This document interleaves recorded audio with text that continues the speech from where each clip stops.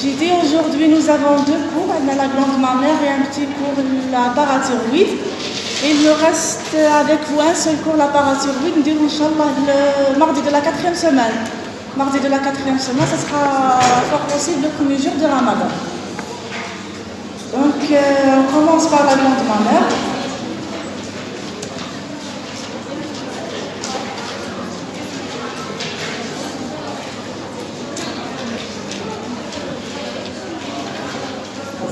Voici le plan, on commence par une introduction, en passant à l'origine embryologique de la glande mammaire. En 3, on va voir ensemble la structure histologique de la glande mammaire. Et on passe en 4 à l'organisation générale de tissu mammaire. En 5, les variations structurelles selon l'activité. Et on termine par l'histologie mammaire.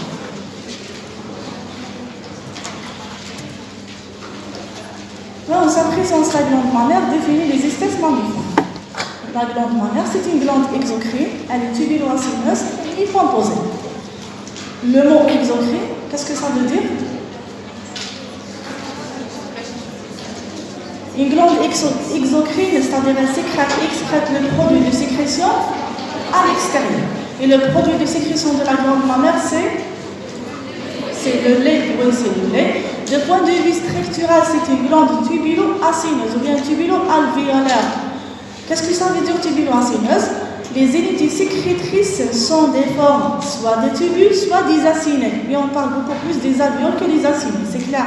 Donc c'est une glande exocrine, elle est tubulo-alvéolaire ou bien tubulo-acineuse. Et elle est composée, qu'est-ce que ça veut dire composée? Elle a plusieurs canaux excréteurs. Contrairement à la glande simple qui a un seul canal excréteur. De point de vue anatomique, la glande mammaire se trouve à la paroi antérieure de thorax, entre la 3e et la 7e côte, et elle assure après l'accouchement la production du lait nécessaire à l'alimentation du nouveau-né au cours de la lactation ou bien l'allaitement. Le développement de la glande mammaire est identique chez les deux sexes, c'est-à-dire chez la fillette et le garçon, jusqu'à la puberté. Dans le même aspect structural jusqu'à la puberté.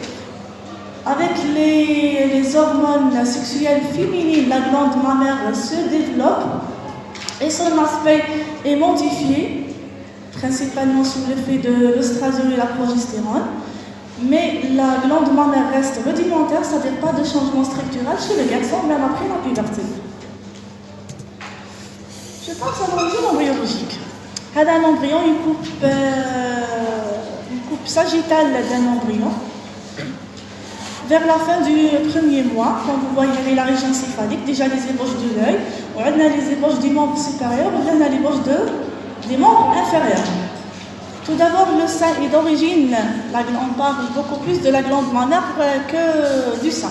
La glande mammaire est d'origine ectoblastique, excepté le stroma. C'est-à-dire tout ce qui est conjonctif, les fibres de collagène, les fibres réticulines sont d'origine mésenchymateuse, en plus des vaisseaux sanguins. Donc pour l'origine embryologique de la glande mammaire, elle est mixte, ecto-mésenchyme. En principe, nous avons 3 feuilles. L'ectoblaste qui est le feuille externe, le mésoblaste le feuille intermédiaire et l'entoblaste le feuille interne. La glande mammaire, la majorité des composants de la glande mammaire dérivent de l'ectoblaste, sauf tout ce qui est conjonctif et les vaisseaux sanguins sont d'origine mésenchymatique. C'est pour ça qu'on parle de l'origine ectomésenchyme. Les ébauches de la glande mammaire commencent ou bien apparues vers la 4e semaine de développement intra-embryonnaire. Ce sera la 4e semaine. Regardez, un petit épaississement sera une prolifération cellulaire d'origine ectoblastique, c'est-à-dire l'embryon. Le feuillet externe qui recouvre l'embryon, c'est l'ectoblaste, n'est-ce pas? Entre les deux membres, entre les ébauches du membre supérieur et les ébauches du membre inférieur, nous avons un épaississement ectoblastique qui se voit du côté droit et même du côté gauche. C'est-à-dire qu'il y a 4 membres, de supérieur et de inférieur.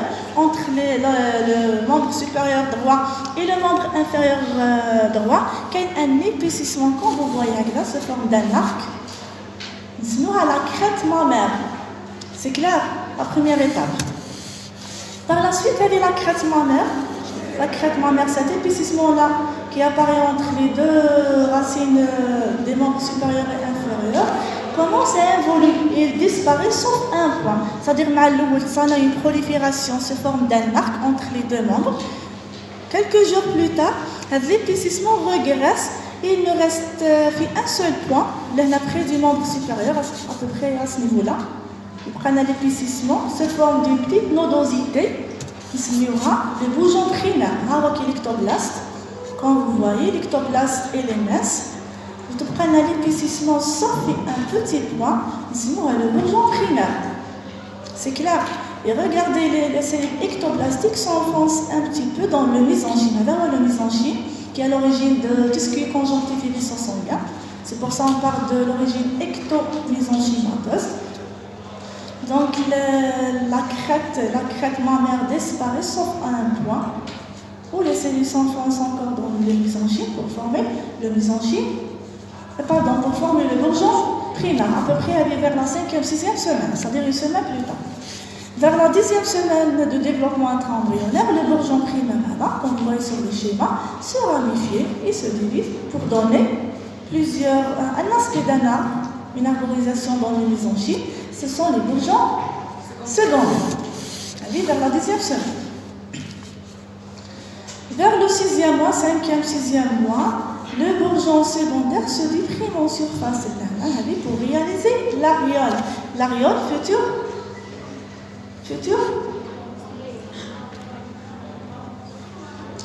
mamelon, oui. Dans la cupule mammaire et par la suite, elle va nous donner le mamelon. J'ai dit, le bourgeon secondaire se déprime en surface, réalisant la cupule mammaire, futur aréole. Et regardez, pendant toute la vie intra-embryonnaire, l'embryon via le fœtus, une aréole inversée, ou bien un mamelon inversé. C'est jusqu'à la naissance où l'aréole repousse à la périphérie pour donner l'aspect caractéristique d'un petit saillie du mamelon. Et juste peu avant la naissance, les bourgeons secondaires se creusent et se vident à l'intérieur pour donner un aspect des canaux. Donc des futurs canaux galactophones.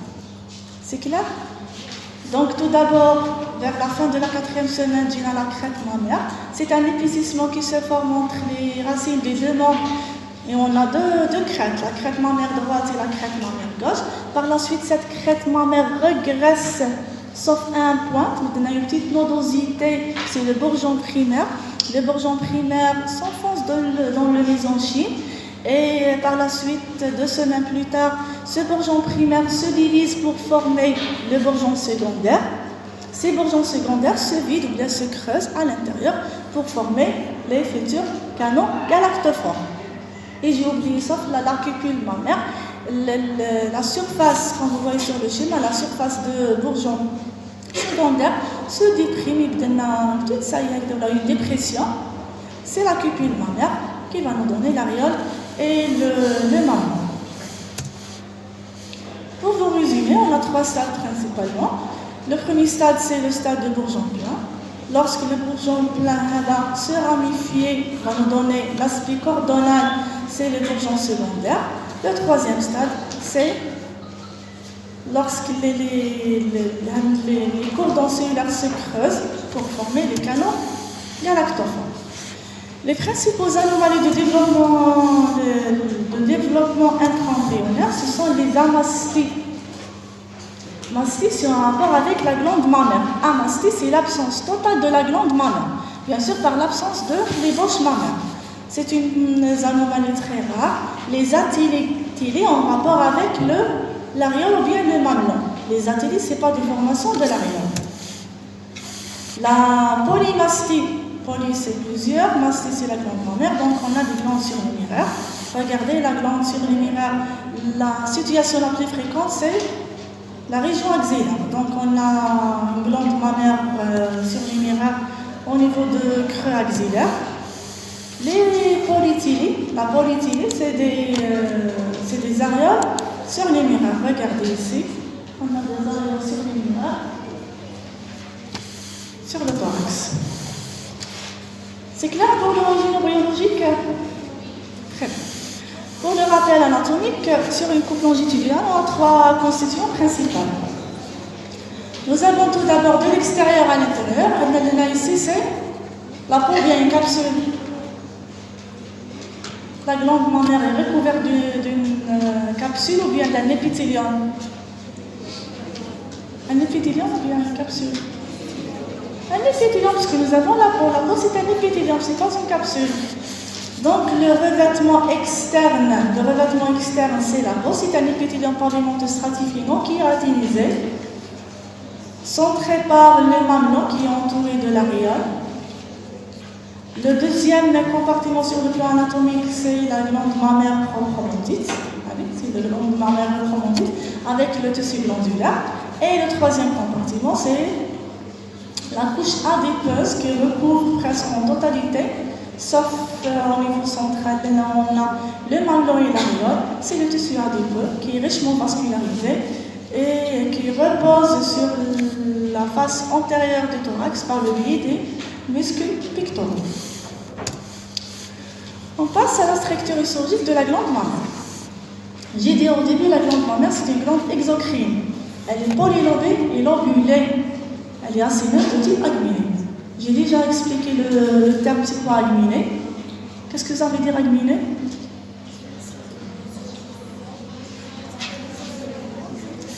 Une glande, la glande mammaire est une glande exocrine parce qu'elle excrète le produit qui est le lait à l'extérieur. Elle est polylobée, présente plusieurs lobes. Lobulée, chaque lobe est divisé en lobules. Acéneuse ou bien tubulo-acéneuse, c'est le type sécrétoire, bien les unités sécrétrices sont des formes, soit des tubules, soit des acénés, et de type agminé. Comme vous voyez sur le schéma, elle est la glande mammaire, elle a un lobe. Chaque lobe est drainé par un canal excréteur unique. Par exemple, si on prend l'exemple du pancréas, le pancréas c'est une glande composée, qui a la glande mammaire. Mais la différence entre le pancréas et la glande mammaire, c'est qu'au niveau du pancréas ou les glandes salivaires, on a un seul canal excréteur qui draine tout le produit de la glande, qui met le canal de Wirsung ou bien le canal de Santorini. C'est-à-dire un canal commun qui draine le produit de sécrétion de toute la glande. C'est-à-dire on a tout d'abord des canaux intralobulaires, on a des canaux interlobulaires. Les canaux lobulaires, les canaux beaucoup vont rejoindre un canal unique, n'est-ce pas? C'est la glande composée. Mais la définition de la glande agminée, c'est que chaque lobe est drainé par son propre canal. La glande mammaire, on a à peu près entre 15 et 25 lobes. Chaque lobe s'ouvre à l'extérieur par son canal. Les canaux s'ouvrent à l'extérieur au niveau du mamelon par les orifices. C'est pour ça qu'on trouve au niveau des orifices entre 15 et 25 orifices. Chaque orifice correspond à un lobe. C'est clair? C'est bien la glande agminée. Là, sur le schéma, on a un lobe mammaire. Le lobe s'ouvre à l'extérieur au niveau du mamelon par son propre canal qui s'ouvre à l'extérieur par un petit orifice. On a le deuxième lobe, troisième lobe, chaque lobe il s'ouvre à l'extérieur par son canal unique. C'est clair, il y a la définition de la glande agminée. De point de vue histologique, on a les formations glandulaires et les formations conjonctives. Regardez maintenant. Elle est toute la glande mammaire. La glande mammaire, on a 1, 2, 3, 4, 5, 6, à peu près entre 15 à 25 lobes mammaires. Et chaque lobe, comme vous voyez sur le schéma, est drainé par son propre canal qui s'ouvre à l'extérieur par un petit orifice. Sinon, elle est port mamelonnaire. Elle est la glande qui a entre 15 et 20 lobes. Et chaque lobe, si on prend un lobe pour la description, elle est formée par plusieurs lobules. C'est pour ça la glande mammaire, c'est une glande exocrine, lobaire et polylobée et lobulée. Chaque lobe contient plusieurs lobules, à peu près entre 20 et 40 lobules. Elle a un lobule et ainsi de suite. Si on prend un lobule pour la description est constitué par les unités sécrétrices, les tubulosalvéoles. Les unités sécrétrices, les angions, c'est un lobe. Le lobe contient plusieurs lobules. Et chaque lobule, si on prend un lobule, fait plusieurs acinées. Les acinées sont des formes des tubules et des alvéoles. Les tubules et les alvéoles, ce sont les unités sécrétrices. C'est clair? Très bien, c'est la partie sécrétrice de la glande. C'est toujours c'est le lobe, en haut c'est le lobe, en bleu c'est le lobule. Au plus fort grossissement, on voit les unités sécrétrices, ce sont les acinées. هذا un acinus, ou les canaux intralobulaires, les canaux intralobulaires. C'est juste pour vous montrer le tissu conjonctif.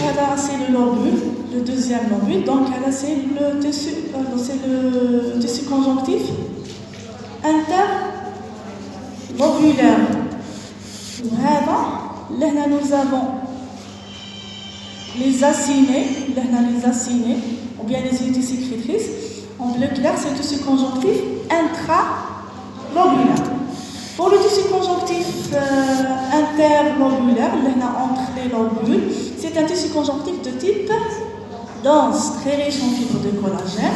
Mais le tissu conjonctif qui est à l'intérieur des lobules, le tissu conjonctif intralobulaire, c'est le tissu conjonctif nommé pallial, qui est de type lâche.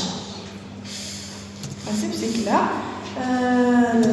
Le tissu conjonctif pallial très riche en plasmocytes qui produisent les immunoglobulines, particulièrement les IgA, parce qu'à la naissance, le bébé est conscient dans les anticorps propres. L'immunité acquiert de la maman, c'est par le biais des anticorps libérés par le tissu pallial et par la suite gagne le lait maternel. Vers le 7e, 8e mois, il produit son propre immunoglobulines. C'est clair? Donc, j'ai des tissus conjonctifs pallial, il est très riche en vaisseaux sanguins et les plasmocytes pour produire les immunoglobulines, surtout de type. Regardez là, un lobule, regardez les acinées. Un tissu conjonctif lâche qui est intralobulaire. Et ce que vous voyez en bleu, c'est un tissu conjonctif qui est dense entre les lobules, ou bien un tissu conjonctif dense interlobulaire. Voilà, c'est un tissu conjonctif pallial. C'est clair là? Maintenant, pour l'organisation générale de la glande mammaire, si on partant du mamelon, du mamelon, la glande mammaire comprend successivement. Tout d'abord, on a le petit orifice mamelonnaire. Cette saillie, c'est le mamelon, qui est centré par un petit canal, sur le canal mamelonnaire. Par la suite, le canal mamelonnaire présente une petite dilatation, c'est le sinus lactifère. Le sinus lactifère s'ouvre au niveau du canal galactophore et on a deux, qui est le canal galactophore de premier ordre et le canal galactophore de deuxième ordre, c'est le canal interlobulaire. Est-ce qu'on a des canaux interlobulaires ou non? Non, puisque chaque lobe est drainé par son propre canal extérieur. Donc on n'a pas des canaux interlobulaires, c'est juste des canaux interlobulaires. Très bien. Comme c'est le canal mamelonnaire, cette dilatation c'est le sinus lactifère, le canal galactophore de premier ordre et le canal galactophore de deuxième ordre, c'est le canal interlobulaire. Oui, les petits canaux, c'est les canaux intralobulaires. On a trois canaux. Et enfin, les unités sécrétrices, il y en a les acinées. Donc, c'est en partant de l'unité sécrétrice, nous avons tout d'abord les acinées, lieu de sécrétion du lait. Le lait gagne le premier canal, c'est le canal intralobulaire. Plusieurs canaux intralobulaires rejoignent pour former le canal interlobulaire. Et le canal interlobulaire gagne le canal galactophore de deuxième ordre, qui présente une dilatation, c'est le sinus lactifère. Le petit canal, c'est le canal mamelonnaire qui s'ouvre à l'extérieur par le niveau du mamelon, qui vient l'orifice mamelonnaire. Je vous la structure de chaque canal. Si on commence par le mamelon, qui est le canal mamelonnaire, c'est l'orifice mamelonnaire. Cette saillie, c'est c'est le mamelon, c'est l'aréole. Quand vous voyez sur le schéma, le mamelon et l'aréole sont pigmentés, très riches en mélanocytes. Très riches en mélanocytes. C'est pour ça qu'ils ont un aspect foncé. Si on fait une coupe au niveau à ce niveau-là, si on fait une coupe au niveau du mamelon, nous avons cet aspect-là. Le mamelon est tapissé par un épithélium épidermique. C'est l'épithélium de la peau, c'est l'épithélium pavimenteux stratifié, kératinisé ou non kératinisé. Kératinisé, est-ce qu'il est pourvu de poils ou dépourvu de poils? On n'a pas de poils. Est-ce qu'on a des glandes au niveau du mamelon? Est-ce qu'on a des glandes sébacées ou bien sudorépar? Non, on n'a pas de glandes. Ni glandes, ni poils. C'est la peau glabre. C'est la peau glabre au niveau du mamelon et même au niveau de l'aréole. On n'a que de l'épithélium là. L'épithélium à l'extérieur de type dermique, c'est l'épithélium stratifié kératinisé. Par la suite, on n'a pas de poils, on n'a pas de glandes ni sébacées ni sudorépar. Ce qui est important au niveau du mamelon, c'est la présence des fibres musculaires lisses. Très riches en fibres musculaires lisses et en plus des fibres nerveuses. Des fibres nerveuses, ce sont des barorécepteurs. C'est très important la présence des fibres musculaires et les fibres nerveuses lors de la lactogénèse, c'est-à-dire la formation du lait, ou bien la synthèse du lait. Parce que le point de départ de la lactogénèse, c'est au niveau du mamelon. C'est la stimulation nerveuse de ces fibres et par la suite la contraction musculaire aide la stimulation des fibres nerveuses qui déclenche une boucle nerveuse pour la synthèse du lait. C'est clair, hein? Donc, gardez à l'esprit la présence des fibres musculaires lisses et les fibres nerveuses en vert au niveau du mamelon. Si on passe à l'aréole présente le même type épithélial du mamelon, sauf là, on a des glandes sudorépar et des glandes sébacées. Les glandes donnent un aspect bosselé au niveau du mamelon, si vous avez remarqué. Les petits points là, des petits saillies au niveau de l'aréole, c'est en rapport avec les glandes sébacées et les glandes sudorépar qui se trouvent à ce niveau-là. C'est clair? Mais c'est toujours la peau glabre, on n'a pas des poils au niveau de l'aréole. C'est clair? Là, j'ai déjà expliqué à la sinus. Le premier canal, c'est le canal intralobulaire. On va dire le canal qui se jette dans le canal interlobulaire, le canal galactophore de premier ordre, et qui draine lui-même par le deuxième canal galactophore. Pour le type d'épithélium de chaque canal, si on commence de la sinus mammaire, qui soit se forme des tubules, soit des alvéoles. Les deux sont tapissés par le même type d'épithélium, c'est un épithélium cubique simple. Bien sûr, repose sur une membrane basale. C'est le même type d'épithélium, les mêmes types cellulaires au niveau de la sinus, au niveau de la sinus, c'est-à-dire au niveau de tubules, au niveau de l'alvéole. C'est le même type d'épithélium, au niveau du premier canal, le canal intralobulaire. Pas de différence. Donc le même type cellulaire, la même hauteur épithéliale. C'est un épithélium cubique simple pour le type cellulaire terme. À la sortie de l'obule, le lobule, pardon, le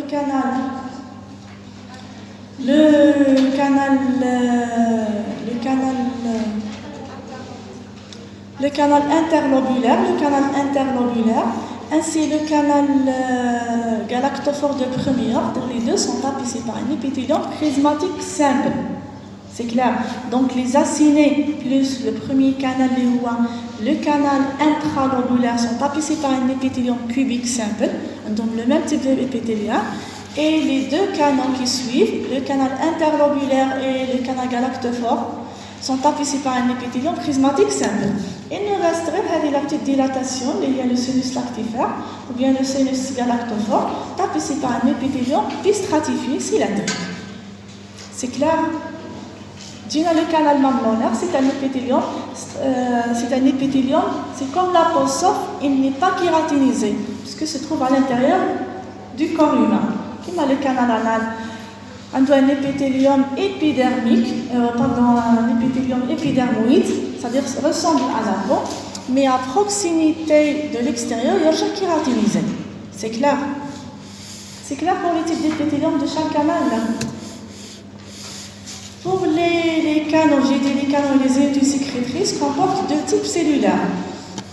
On a des cellules épithéliales qui sont soit cubiques ou bien symétriques. Et le deuxième type, c'est les cellules myoépithéliales. C'est pour la contraction. Si on prend un tubule ou bien une alvéole. Non, c'est un tubule, un aspect allongé, donc c'est un tubule. Voilà, c'est une alvéole. Oui, c'est une alvéole. Donc la glande mammaire, c'est une glande tubulo-alvéolaire. Les acinés, un acinus, ou même l'alvéole, c'est un acinus.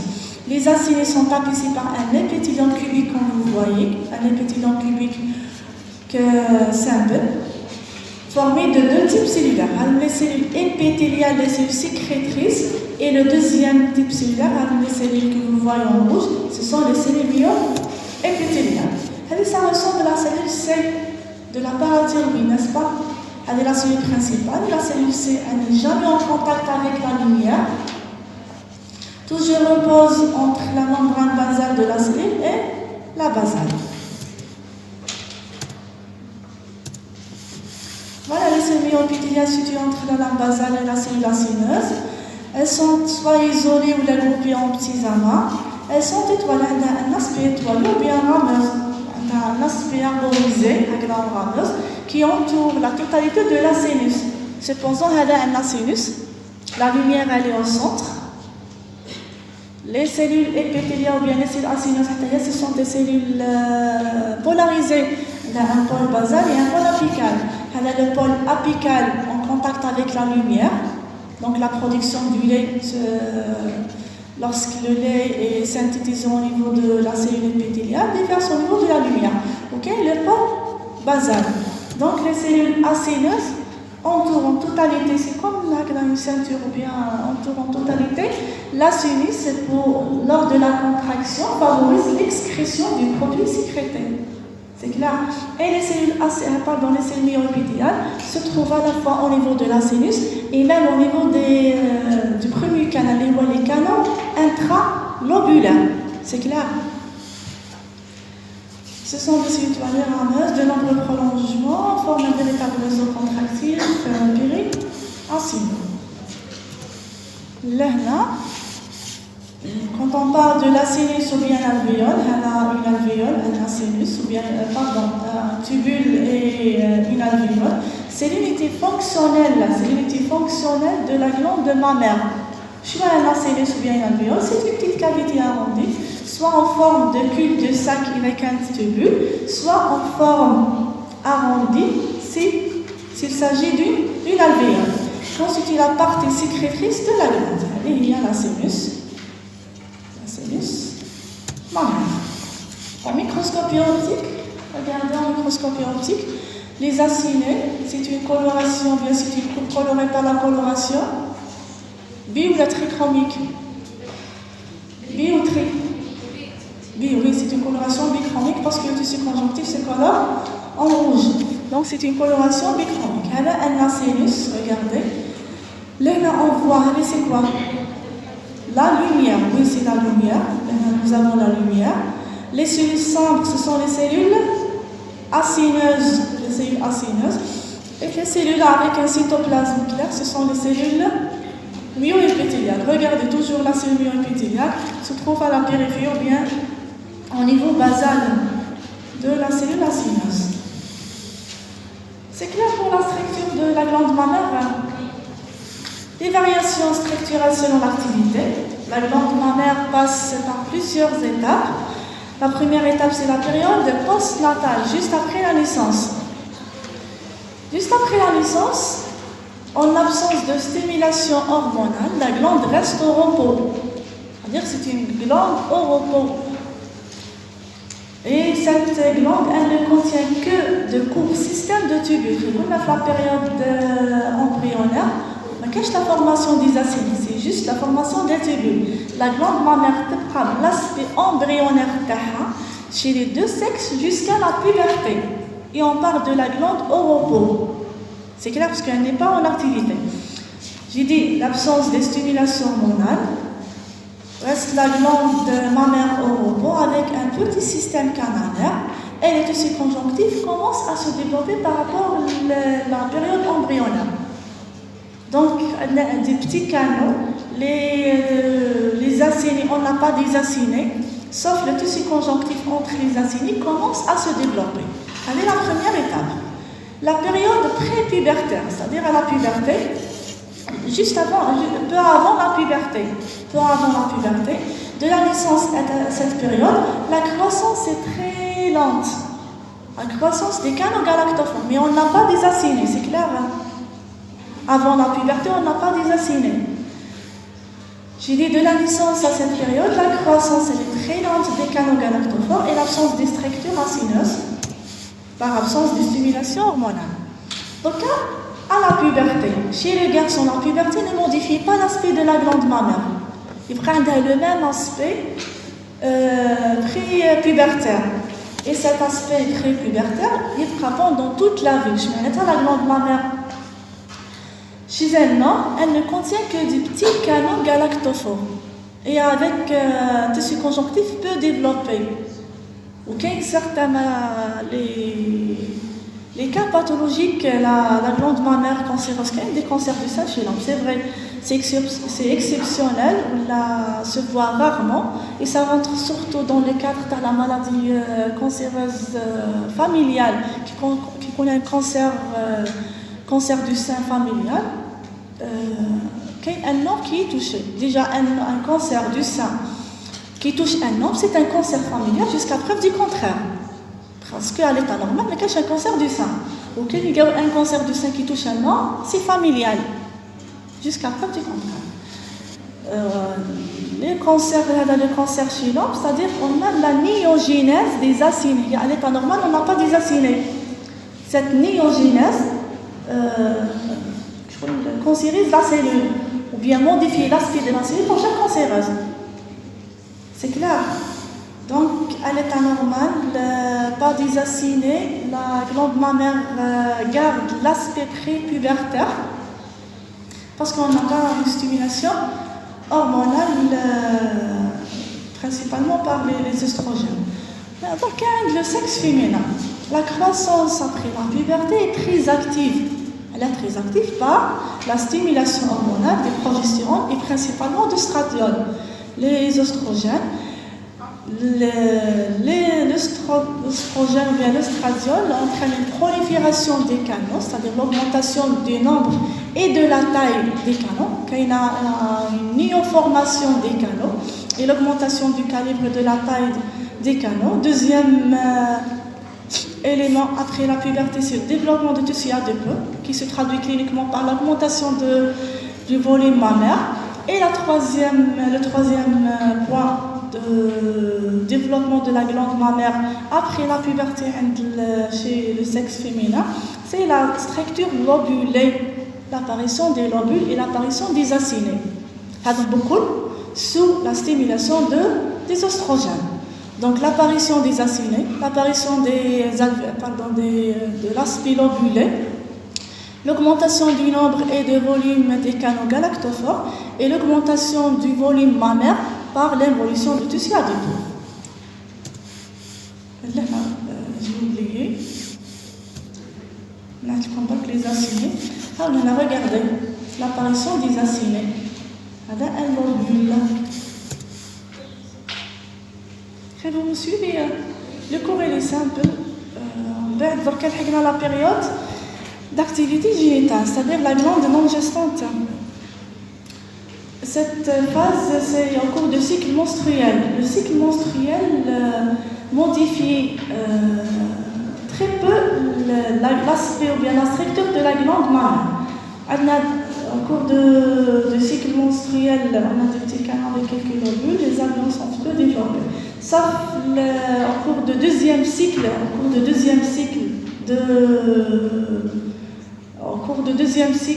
menstruel, on a l'augmentation de la taille de la taille de la glande mammaire par la sécrétion de progestérone. Parce que même le progestérone entraîne l'augmentation du nombre l'augmentation du calibre des canaux-galactophores. Sinon, on n'a pas un changement notable au cours de cycle menstruel. Au cours de la grossesse, sous l'influence de la progestérone et surtout la prolactine, on a une ramification très intense des canaux galactophores. C'est-à-dire qu'on a un système canalaire bien développé au cours de la grossesse sous l'influence de la progestérone les premiers 3 mois et par la suite sous l'effet de la prolactine. Et même les alvéoles augmentent de taille au profit de tissus conjonctifs et adipeux. C'est-à-dire au cours de la grossesse, on a une prolifération du système canalaire, l'augmentation de la taille de l'anus au dépend de tissus conjonctifs. C'est-à-dire que sur une réduction de tissus conjonctifs, où l'espace est occupé par les acinés et les canaux. Les cellules glandulaires commencent à sécréter le premier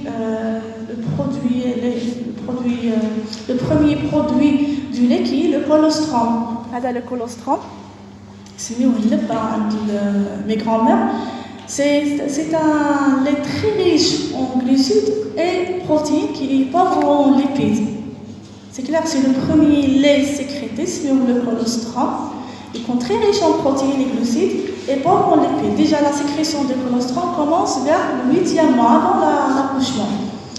Et on a la sécrétion des IGA par les plasmocytes. Regardez là, au cours de la grossesse, elle a un lacénus. La lumière est très large, occupée par le produit de sécrétion qui est le colostrum. Là, on voit les cellules épithéliales, le tissu conjonctif et les réduits au dépend de l'augmentation de la taille des acides. La ménopause, par la chute brutale des sécrétions ovariennes de l'oestrogène et de progestérone, on a une évolution de la structure glandulaire, disparition des alvéoles et remplacement du tissu glandulaire par un tissu adipeux. Voilà, regardez une image. Regardez, elle a un vaisseau sanguin, des petits acinés. On a une régression presque totale des acinés, régression des canaux et l'invasion du tissu adipeux. C'est-à-dire que le tissu glandulaire chez la femme après la ménopause devient très réduit et la glande mammaire presque en totalité est occupée par le tissu adipeux. Au cours de l'allaitement, sur l'effet de la protéine principale de la lactogénèse, il y a la prolactine. Le tissu interlobulaire est très réduit à des fins septa. Il faut l'aspirer. On n'a pas de tissu adipeux, on n'a pas de tissu conjonctif ou bien de tissu adipeux. Le tissu adipeux est réduit. La prolactine aussi stimule l'augmentation de la taille cellulaire pour produire le lait et la lumière des alvéoles. Regardez là, un acénus. La lumière des alvéoles glandulaires et des canaux est remplie du lait très large. Regardez l'image, ça ressemble à quelle glande? L'image. Oui, ça ressemble à la thyroïde. Regardez deux courbes, une courbe de la thyroïde et une autre courbe de la glande mammaire. Est-ce que vous pouvez différencier entre les deux ou là non? Non. Oui, qui fait? Je vois les éléments distinctifs entre les deux. Pardon? La رسمة أوضح.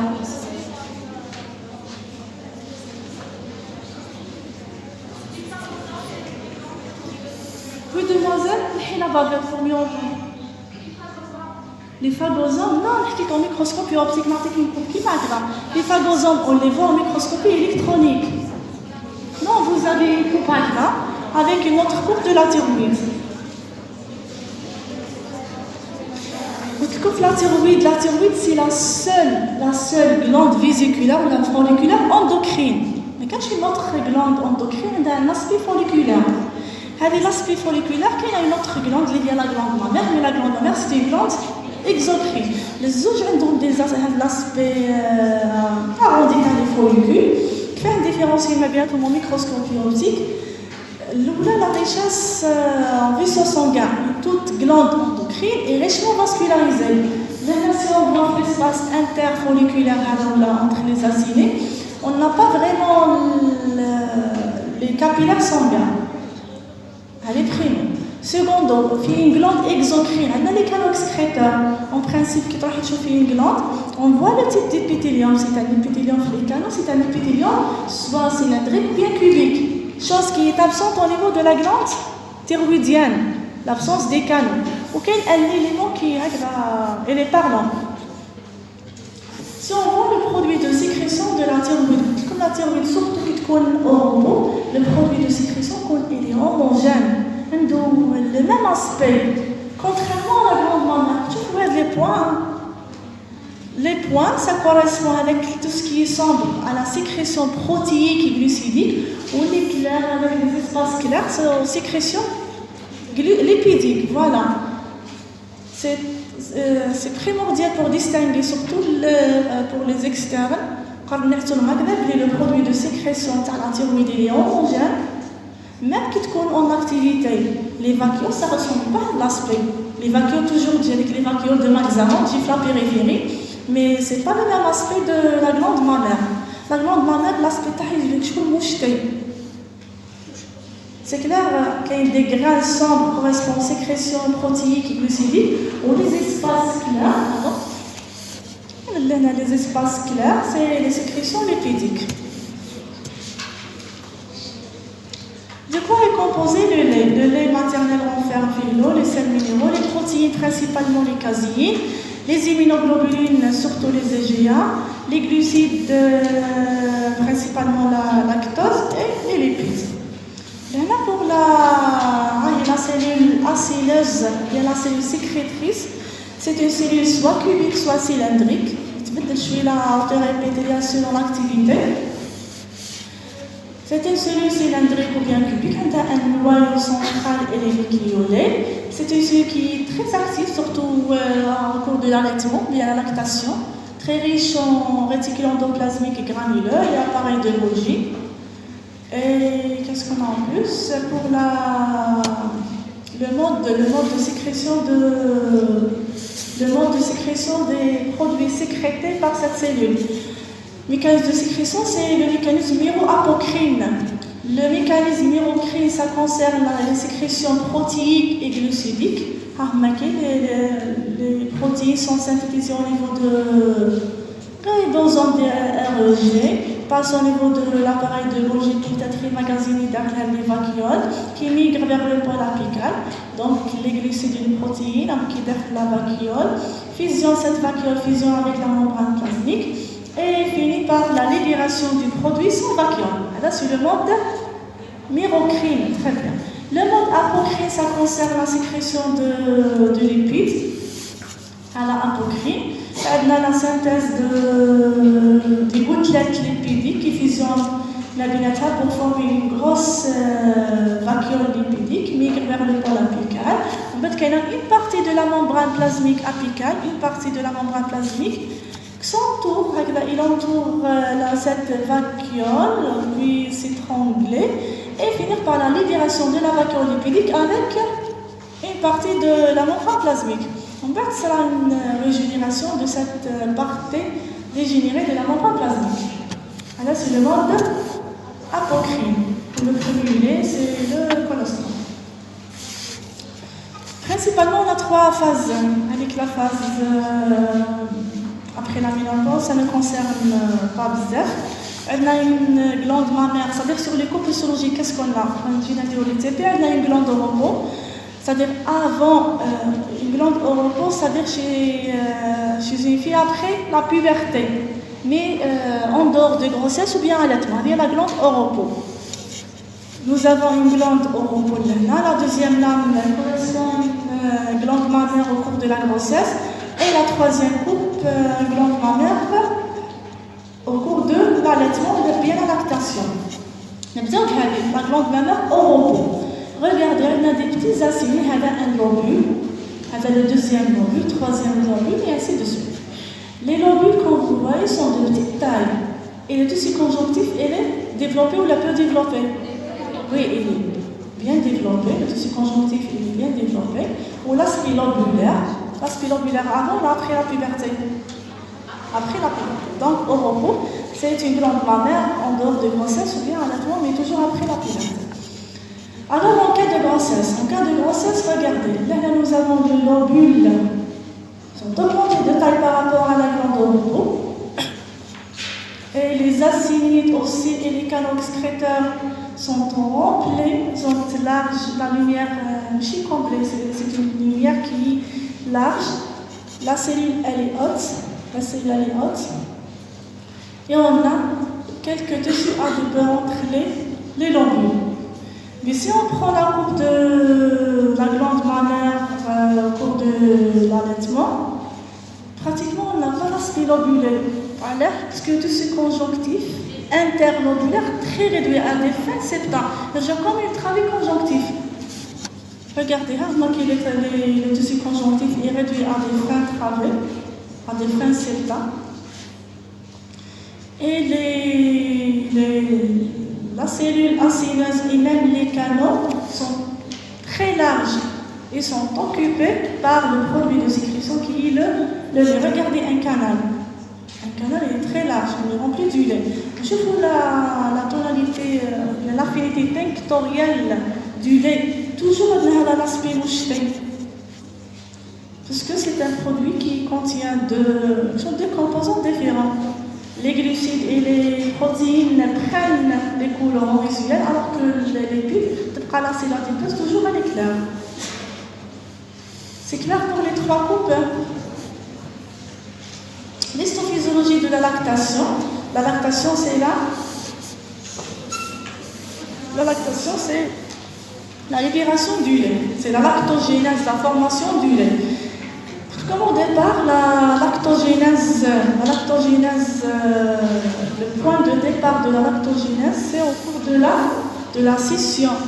Lorsque le nouveau-né suce le mamelon, déclenche la lactogénèse. C'est pour ça que les mamans qui se plaignent qu'est-ce que conseillent nos grands-mères? Ils ont toujours même si tu n'as pas de lait,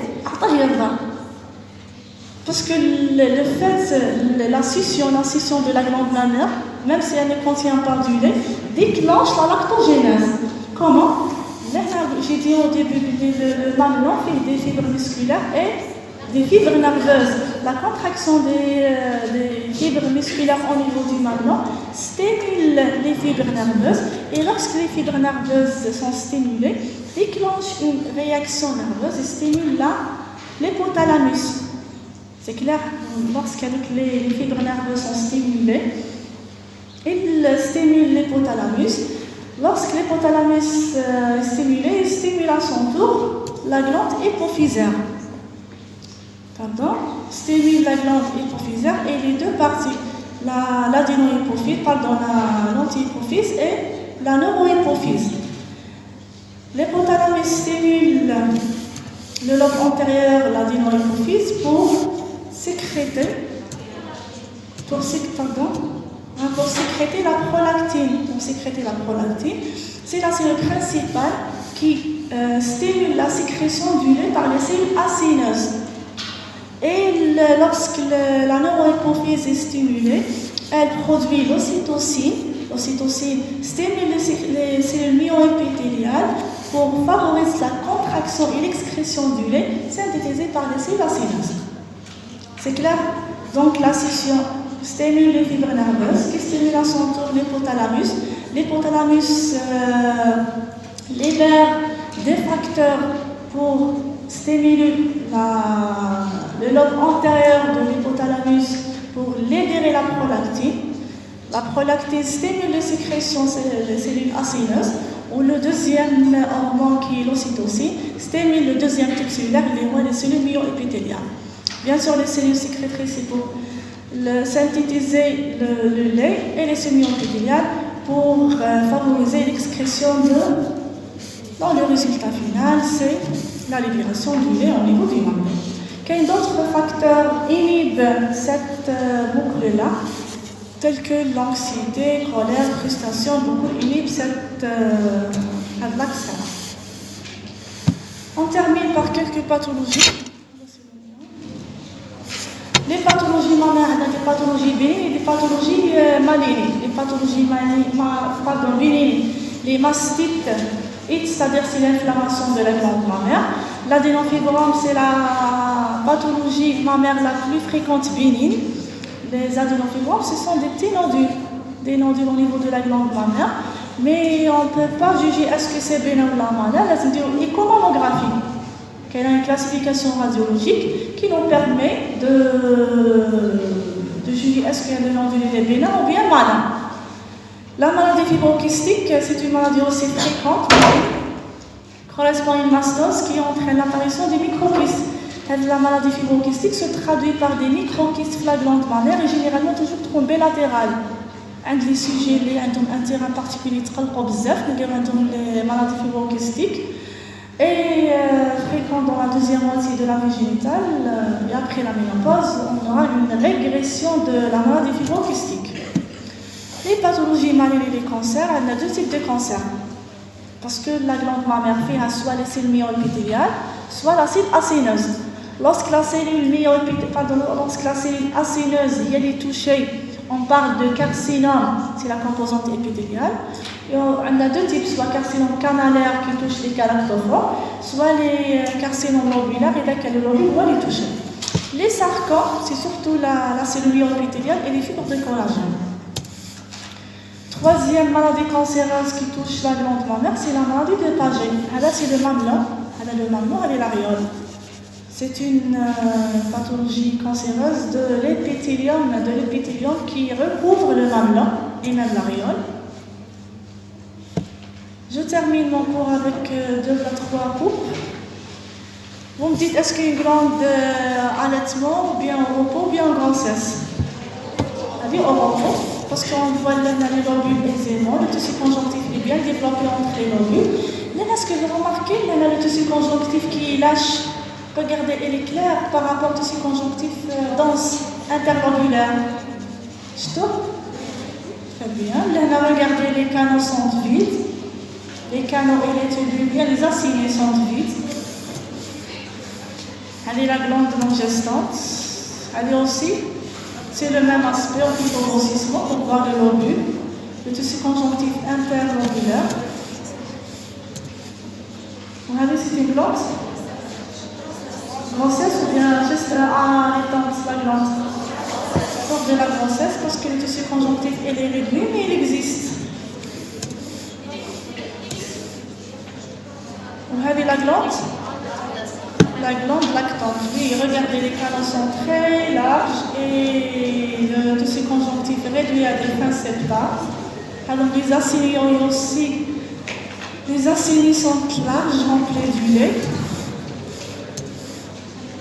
Alors, pour faire grossissement pour mieux voir les produits de sécrétion, les protéines et les glucides, les espaces clairs, c'est les lipides. Et cette glande, pardon, gestante ou bien lactante, lactation.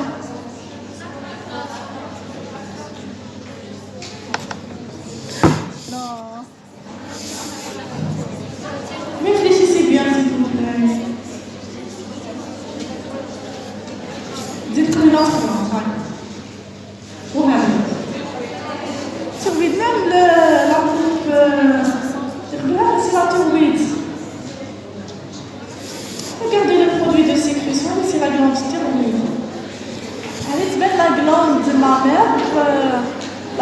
mammaire au cours de la lactation. Mais si on voit le produit de sécrétion, on touche le même aspect.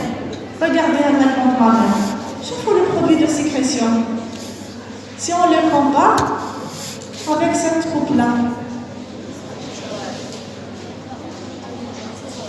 Oui, c'est une coupe piège. C'est la glande thyroïde, on retrouve bien en activité. Oh, oui. C'est bon, on passe.